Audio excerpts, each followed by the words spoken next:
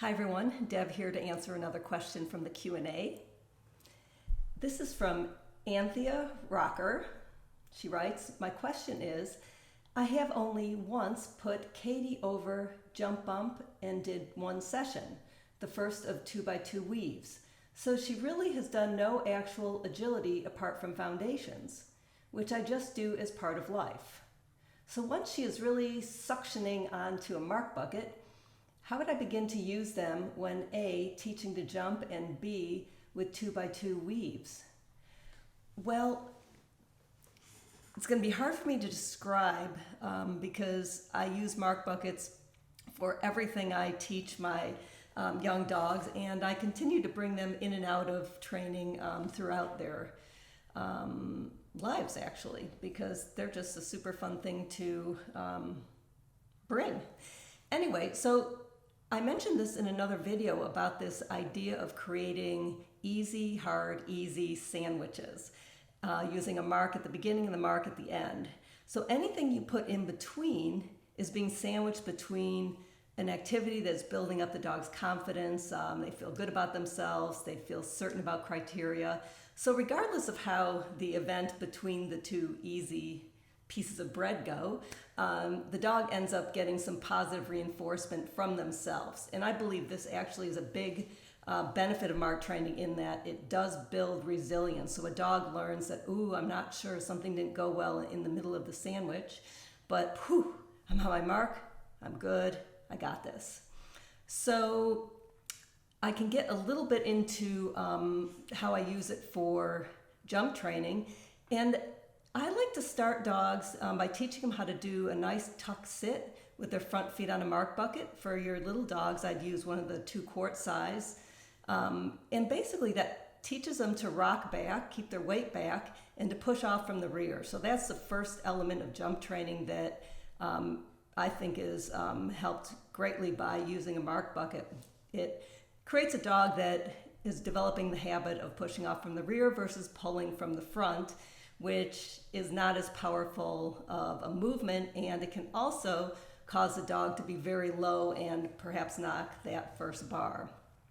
But spacing of the starting point with jump training is really important, that you want to create what I call easy stride lengths, not like challenging. So, that standard set point is good, but one of the things you can do with a mark, once your dog, has some experience and you now know what a nice stride length is, you can actually go a stride back from that set point and maybe even go 2 or 3 strides back and give your dog a lot of experiences pushing off in the rear and finding nice takeoff spots because you're providing nice takeoff spots with their natural striding.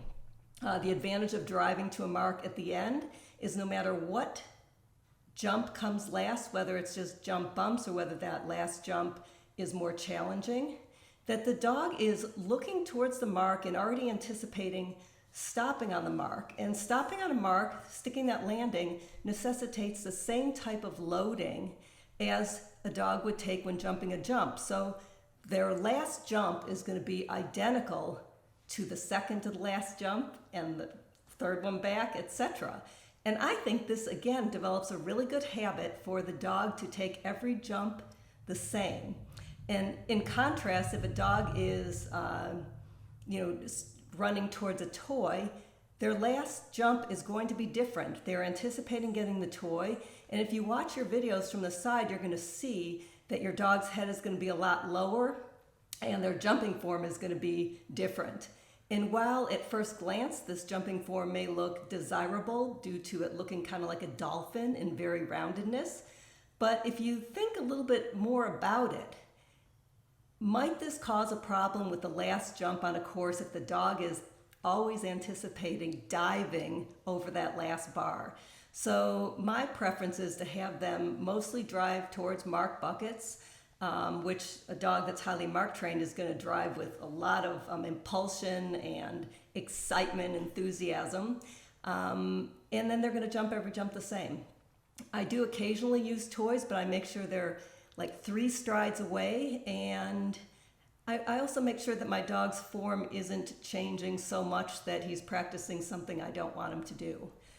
Regarding weave poles, marks are great for making sure that you're setting up like a good 360 approach, so you can practice, by moving the mark from a very simple approach to just kind of going around the clock to 180 and around the clock to 180 this way.